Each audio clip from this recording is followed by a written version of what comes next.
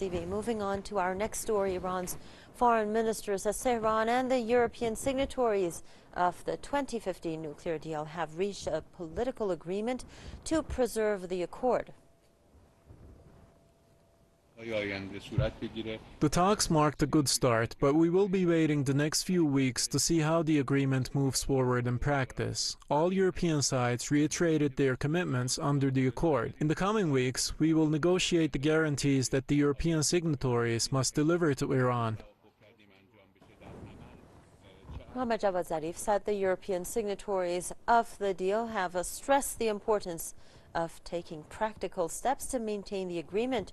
Meanwhile, the EU foreign policy chief noted that Iran and the European sides of the nuclear deal held a positive meeting.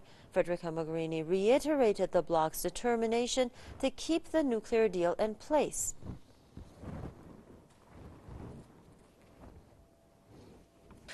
We recalled our commitment to the continued, full and effective implementation of the Iran nuclear deal that was unanimously endorsed by the UN Security Council Resolution 2231 as a key element of the global nuclear non-proliferation architecture and a significant diplomatic achievement.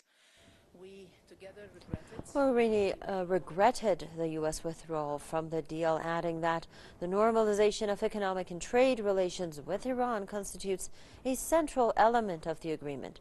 She said that the EU sanctions blocking the measures would be discussed by European commissioners on Wednesday.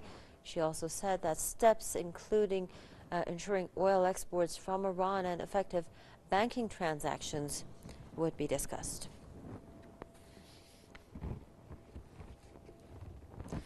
Now, to give us more insight on this recent development, we are joined by Mr. James Jatras, a former U.S. Senate foreign policy analyst. Thank you very much, Mr. Jatras, for joining us once again on Press TV.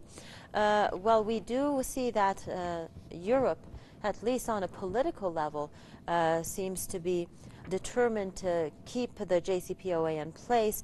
Now, the question is how far they can go as in practical terms. That's exactly the right question. Let's remember that Washington's strategy, if we can call it that, is to threaten the Europeans with secondary sanctions against their own companies for doing business with Iran. And it's a real open question how much pain the Europeans can take inflicted from Washington. And given their track record of being completely supine when it comes to diktats from Washington, they do what they're told. So I really hope that they can hold out. You know, frankly, these are not particularly strong leaders that we find in Europe, but at least on this matter, they seem to be determined to resist the U.S. policy. Mr. Jatras, a very quick note because we're running out of time. Do you think that Europeans have been able to, in a way, isolate the United States as far as the Iran nuclear deal is concerned?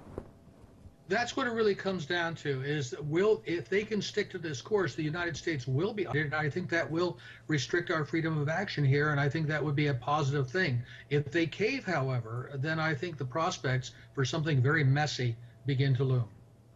Thank you very much, Mr. James Jatras, a former U.S. Senate foreign policy analyst. Your comments are appreciated, sir.